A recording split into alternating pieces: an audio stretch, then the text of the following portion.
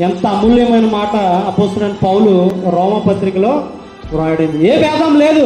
వాడు గ్రీసు దేశస్తుడని లేదు, వాడు హీబ్రూడని లేదు, వాడు యోధాని లేదు, వాడు భారతీయుడని లేదు, వాడు జపానీయుడని లేదు, వాడు చైనీయుడని లేదు, స్త్రీ లేదు, పురుషుడు లేడు, ఎవని లేదా ముసలుడవని నపుంసకుడవని ఎవరైనా సరే ఏ భేదం లేదు. అందరూ పాపం చేసి దేవుడు అనుగ్రహించి మహిమను పొందలేకపోవచ్చు.